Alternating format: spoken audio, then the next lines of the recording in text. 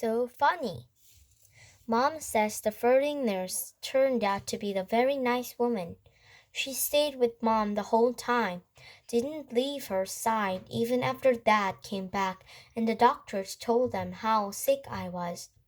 Mom remembers exactly what the nurse whispered in her ear when the doctor told her I probably wouldn't leave through the night. Everyone born of God overcomes the word. And the next day, after I have lived through the night, it was that nurse who held Mom's hand when they brought her to meet me for the first time. Mom says by then they had told her all about me. She had been preparing herself for seeing me. But she says that when she looked down into my tiny mushed up face for the first time, all she could see was how pretty my eyes were. Mom is beautiful, by the way, and my dad is handsome. Via is pretty, in case you were wondering. Christopher's house. I was really bummed when Christopher moved away 3 years ago. We are both around 7 then. We used to spend hours playing with our Star Wars action figures and dealing with our lightsabers. I miss that. Last spring, we drove over to Christopher's house in Bridgeport. Me and Christopher were looking for snacks in the kitchen, and I heard Mom talking to Lisa, Christopher's mom, about my going to school in fall. I had never, ever heard her mention school before. What are you talking about? I said. Mom looked surprised, like she hadn't meant for me to hear that. You should tell him what you've been thinking, Isabel. That's it. He was on the other side of the living room talking to Christopher's dad. We should talk about this later, said Mom. No, I want to know what you are talking about, I answered. Don't you think you're ready for school, Augie? Mom said. No, I said. I don't either, said Dad. Then that's it. Case closed, I said, shrugging, and I sat in her lap like I was just a baby. I just think you need to learn more than I can teach you, Mom said. I mean, come on, Augie. You know how bad I am at fractions. What school? I said. I already felt like crying. Beecher Prep, right by us. Wow, that's a great school, Augie, said Lisa, patting my knee. Why not via school? I said. That's too big, Mom answered. I don't think that would be a good fit for you. I don't want to, I said. I admit, I made my choice sound a little babyish.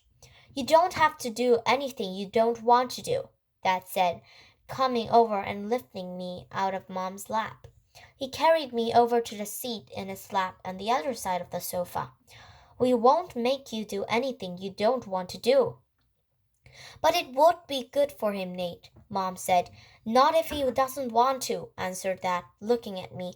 Not if he's not ready. I saw Mom look at Lisa, who reached over and squeezed her hand. You guys will figure it out, she said to Mom. You always have. Let's just talk about it later, said Mom. I could tell she and Dad are going to get a fight about it. I wanted Dad to win the fight, though a part of me knew Mom was right. And the truth is, she really was terrible at fractions.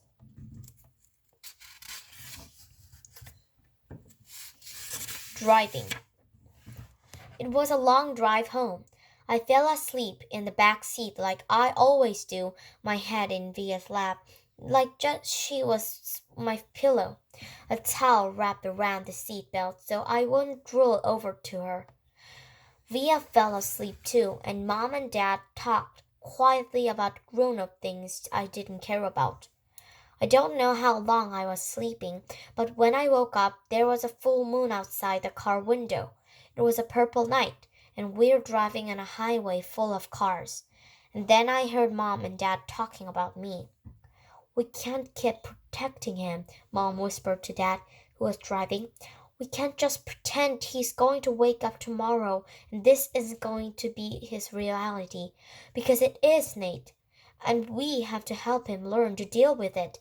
We can't just keep avoiding situations that. So, of sending him up to the middle school like a lamb to the slaughter? Dad answered angrily. But he didn't even finish his sentence because he saw me in the mirror looking up. What's a lamb to the slaughter? I asked sleepily. Go back to sleep, Augie, Dad said softly. Everyone will stare at me at school, I said, suddenly crying. Honey, Mom said. She turned around on the front seat and put her hands in my head. You know, if you don't want to do this, you don't have to. But we spoke to the principal there and told him about you, and he really wants to meet you. What did you tell him about me? How funny you are and how kind and smart. When I told him you were a dragon rider when you were 6, he was like, wow, I have to meet this kid. Did you tell him anything else? I said. Mom smiled at me. Her smile kind of hugged me. I told him about our soldieries and how brave you are, she said. So he knows what I look like? I asked. Well, we brought pictures from last summer in Montauk, Dad said. We showed him pictures of the whole family, and that great shot of you holding that flounder in the boat. You were there too? I have to admit, I felt like a little disappointed that he was a part of this. We both talked to him, yes, Dad said. He's a really nice man. You would like him, Mom added. Suddenly it felt like they were on the same side. Wait, so when did you meet him? I said. He took us on a tour of the school last year, said Mom. Last year? I said. So you've been thinking about this for a whole year and you didn't tell me? We didn't know if you even get in, Augie, answered Mom. It's a very hard school to get into. There's a whole admissions process. I didn't see the point in telling you and having you get all worked up about it unnecessarily. But you're right, Augie. We shouldn't have told you when we found out last month that you got in, said Dad. In hindsight, said Mom. Yes, I guess. Did that lady who came to the house that time have something to do with this? I said. The one that gave me the test? Yes, actually, said Mom, looking guilty. Yes. You told me it was an IQ test, I said. I know, well, that was a white lie, she answered. It was a test you needed to take to go into that school. You did very well on it, by the way. So you lied, I said. A white lie, but yes, sorry, she said, trying to smile, but when I didn't smile back, she turned around in her seat and faced it forward. What's a lamb to the slaughter? I asked. Mom sighed and gave Daddy a look. I shouldn't have said that, Dad said, looking at me in the riverview mirror. It's not true. Here's the thing. Mommy and I love you so much. We want to protect you any way we can. It's just sometimes we want it to do in different ways. I don't want to go to that school, and I answered, folding my arms. It will be good for you, Augie, said Mom. Maybe I'll go next year, I answered, looking out the window. This year will be better, Augie, said Mom. You know why? Because you're going to enter 5th grade, and that's the first year of middle school for everyone. You won't be the only new kid. I'll be the only kid who looks like me, I said. I'm not going to say it won't be a big challenge for you because you know better than that, she answered. But be good for you, Augie. You'll make lots of friends, and you'll learn things you'd never learned with me. She turned in her seat again and looked at me. When we took the tour, you know what they had in their science lab? A little baby chick that was just hatching out of its egg. It was so cute, Augie. It actually kind of reminded me of you when you were a little baby, with those big brown eyes of yours? I usually love when they talked about when I was a baby. Sometimes I want to curl up into a little tiny ball and let him hug me and kiss me all over. I miss being a baby, not knowing stuff. But I wasn't in a good mood for that now. I don't want to go, I said. How about this?